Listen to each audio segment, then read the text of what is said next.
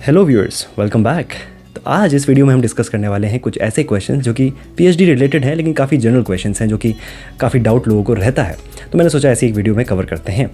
तो शुरू करते हैं। सबसे पहला क्वेश्चन और सबसे इंपॉर्टेंट क्वेश्चन जो लोगों ने मुझसे पूछा है वो ये कि क्या हम यहाँ पे लड़की पटाकर सेटल हो सकते हैं, ग्रीन कार्ड। तो भैया इसके लिए मेरे पास एक ही जवाब आप लोगों के लिए है। मैं 4 लाइन में सुनाता हूँ ये। तुम्हारी आंखों में ये उम्मीद अब देखी नहीं जाती। मैं बताना तो बहुत कुछ चाहता हूँ बट लबों पर बात ही नहीं आती। मेरी खुद की हालत इतनी पतली हो गई है कि आंसू पी पी कर काम चला रहा हूँ।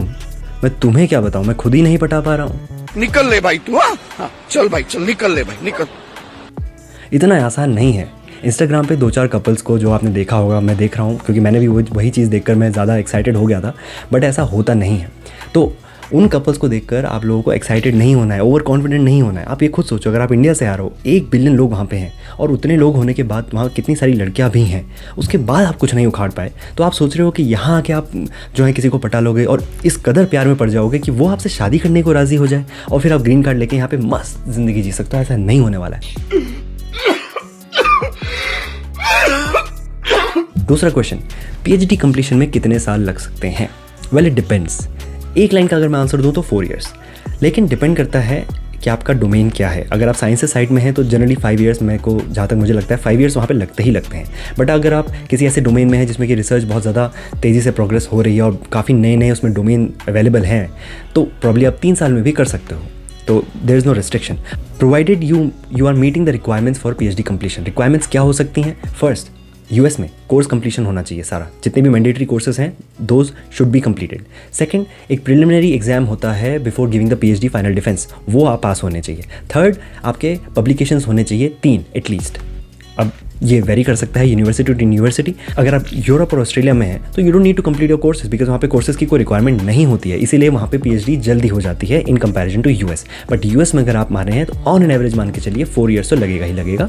कम में भी कर सकते हैं if you are a case of a child prodigy, और लेट तो आप कर ही सकते हो। अब एक क्वेश्चन आता है कि स्टाइपेंड यहाँ कैसे मिलता है। तो बीइंग अ पीएचडी स्टूडेंट, आपको जो स्टाइपेंड यहाँ पे मिलता है वो मिलता है by working in a project. कोई भी प्रोफेसर आपको as a student, PhD student तभी लेगा जब उसके अंडर कोई प्रोजेक्ट होगा, उसकी फंडिंग होगी, उसी फंडिंग से आपको आपका स्टाइपेंड मिलता है। तो यहाँ पे इंडिया या बाकी कंट्रीज़ की तरह भत्ते की तरह नहीं मिलता है कि आपने गेट क्वालिफाई किया, आप पीएचडी में एडमिशन ले लिया तो आपको 35,000 पर मंथ मिलेगा ही मिलेगा। ऐसा नहीं है, आपको यहाँ पे प्रोजेक्ट में वर्क करना पड़ता है। It's like a job that you do. उसके एवज में आपको $2,000 या ज़्यादा भी मिल सकता है, मतलब इट डिपेंड्स ऑन कौन सी यूनिवर्सिटी में आप हो, आपके प्रोजेक्ट में कितनी ज़्यादा फंडिंग अवेलेबल है।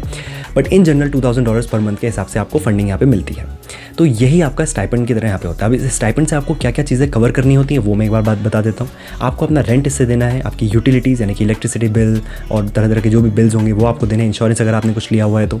Third is your food and groceries, ये आपको कवर करनी है। और हर सेमेस्टर एक सेमेस्टर मैंडेटरी फीस जो है आपको देनी होती है यूनिवर्सिटी की, जो कवर नहीं होती है आपके स्कॉलरशिप में या आपके फंडिंग में, तो ये आपको अपने स्टाइपेंड से देना होता है, which is generally $1,000 for 1 semester. तो ये सब चीज़ें देने के बाद जो भी आपका बचा वो आपका है। अब इसमें एक क्वेश्चन और आता है कि सेविंग कितनी हो जाती है। देखो, saving is a very subjective thing. अगर मैं बहुत ज़्यादा बाहर जाके खाना पसंद करता हूँ तो मेरी सेविंग उतनी ज़्यादा नहीं होगी। अब मैं बहुत ज़्यादा कपड़े लेना पसंद करता हूँ, मैं बहुत ज़्यादा शॉपिंग करता हूँ, तो सेविंग्स उतनी नहीं होंगी, जाहिर सी बात है। और एक और चीज़ ये डिपेंड करती है कि आपकी यूनिवर्सिटी कौन सी सिटी में एस्टैब्लिश्ड है। अगर आप न्यूयॉर्क यूनिवर्सिटी में है और वहाँ किसी को $2,000 मिल रहा है तो शायद उसके लिए वो ब्रेक इवन हो, वो उतना ज़्यादा सेव ना कर पाए। बट अगर कोई जैसे मेरी यूनिवर्सिटी में हो तो मैं एक ऐसी जगह पर हूँ जो उतनी ज़्यादा एक्सपेंसिव नहीं है, तो I can easily save 30 to 40% of my stipend. तो इट डिपेंड्स। अगला क्वेश्चन है कि क्या जीआरई मैंडेटरी है पीएचडी एडमिशन के लिए? नहीं। Again, well, it depends. अगर आप जिस यूनिवर्सिटी में एम कर रहे हो उनके रिक्वायरमेंट में मेंशन्ड है कि जीआरई क्वालिफाइड होना चाहिए या एटलीस्ट जीआरई गिवन होना चाहिए, then you will have to give GRE. For example, जब मैं अप्लाई कर रहा था तो मैंने सारी उन्हीं यूनिवर्सिटीज़ को एम किया या टारगेट किया जहां जीआरई रिक्वायर्ड नहीं है, क्योंकि मुझे जीआरई नहीं देना था। अगला क्वेश्चन ये है कि क्या लो रैंक यूनिवर्सिटी को हम एम कर सकते हैं? वेल, अगर आप मास्टर्स करने आ रहे हो और इतना हैवी इन्वेस्टमेंट आप कर रहे हो, लोन लेके आओगे यहाँ पे मास्टर्स करने, तो मैं कहूँगा अच्छे रैंक वाली यूनिवर्सिटी को ही प्रेफर करोगे तो अच्छा रहेगा। बट अगर आप पीएचडी के लिए आ रहे हो तो आपके मैट्रिक्स अलग होंगे। आप केवल यूनिवर्सिटी की रैंकिंग के बेसिस पे नहीं जज कर सकते हो कि ये यहाँ मेरा पीएचडी रिसर्च अच्छी होगी या नहीं होगी, बिकॉज पीएचडी में जो मैटर करता है वो है आपका एडवाइज़र और उनकी लैब की रिसर्च। तो जिस भी एडवाइज़र को आप ज्वाइन करेंगे, अगर वो अच्छा रिसर्च करते हैं, उनका रिसर्च में बहुत अच्छा नाम है, लेकिन यूनिवर्सिटी की रैंकिंग बहुत नीचे है उससे फ़र्क नहीं पड़ेगा उतना ज़्यादा, बिकॉज आप पीएचडी के लिए फोकस कर रहे हो। फॉर एग्जांपल मेरी यूनिवर्सिटी की रैंक भी बहुत अच्छी नहीं है, ऐसी बहुत सी यूनिवर्सिटीज़ हैं जिनकी रैंक 500 या 600 में आती है QS वर्ल्ड रैंकिंग में, लेकिन इंडिविजुअली अगर आप देखें तो किसी प्रोफेसर का अच्छा रिसर्च हो सकता है। तो ऐसे प्रोफेसर्स को ज्वाइन करने में कोई बुरी बात नहीं है। हाँ, हालांकि अगर आपको अच्छी यूनिवर्सिटी से ऑफर मिल रहा है जो कि टॉप 100 में है, तो मान के चलो वहाँ के प्रोफेसर भी अच्छे ही होंगे। वेल, ये भी काफ़ी सब्जेक्टिव चीज़ है और इसमें काफ़ी डिबेट हो सकती है, बट मैं ये कहूँगा अगर आपको अच्छी यूनिवर्सिटी से ऑफर आ रहा है तो it's good, go with it. But अगर नहीं है तो आप बैकअप के लिए थोड़ा नीचे की यूनिवर्सिटीज़ को भी ले सकते हैं। फिर एक क्वेश्चन पूछा था कि क्या हम यूनिवर्सिटी या एडवाइज़र चेंज कर सकते हैं अगर हमें पसंद ना आए तो। मतलब आप क्या कहना चाह रहे हो? आप ऐसे कहोगे कि मजा नहीं आ रहा है? ऐसे नहीं होता है। अगर आप एक यूनिवर्सिटी में हो तो आप ये कर सकते हो, हाँ, आप एडवाइज़र चेंज कर सकते हो, या अपने साथ साथ जिस एडवाइज़र के अंडर आपने ज्वाइन किया है उसके साथ साथ आप किसी और एडवाइज़र को भी ला सकते हो, ये आप कर सकते हो। बट ऑल इन ऑल पूरी यूनिवर्सिटी चेंज करना है तो वो एक अलग चीज़ है, पॉसिबल है बट वो एक एकदम अलग चीज़ है और बहुत रेयरली मैंने ऐसे लोगों को करते हुए देखा है। तो कर तो सकते हो बट उसके क्या प्रोसेस हैं वो मुझे तो नहीं पता, बट प्रॉब्ली अगर आप जिस यूनिवर्सिटी में हो वहाँ से चेंज करना चाहते हो तो वहाँ के किसी अथॉरिटी से आपको बात करनी होगी कि मैं ऐसा करना चाहता हूँ, व्हाट इज़ द प्रोसेस, वो ही आपको बता पाएंगे। कुछ लोगों ने मुझसे जॉब पर्सपेक्टिव भी पूछा था, तो मैं उनको बताना चाहता हूँ कि मैं पीएचडी के फर्स्ट ईयर में अभी हूँ। तो जैसे आप किसी नवजात बच्चे से ये नहीं पूछ सकते कि आप लाइफ में आगे क्या करने वाले हो, ऐसे ही आप मुझसे ये नहीं पूछ सकते कि मैं जॉब का क्या पर्सपेक्टिव होता है आफ्टर पीएचडी। बिकॉज मेरी पीएचडी अभी हुई नहीं है और ना ही मैंने देखा है। I am also exploring and I am also a Sikar like you.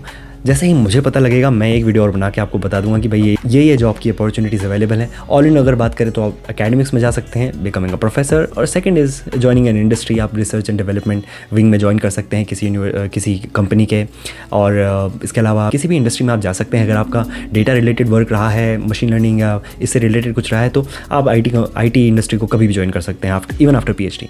तो मेरे चाहने वालों, इस वीडियो को ज़्यादा लंबा ना करते हुए आज के वीडियो में इतने ही क्वेश्चंस को कवर करते हैं। कुछ और क्वेश्चंस बाकी रह गए हैं, and if you guys have any other questions जो मैंने पोस्ट किया है मेरे चैनल में, उसमें आप कमेंट में बता सकते हो what are your questions. I will try to cover those questions also in my next video.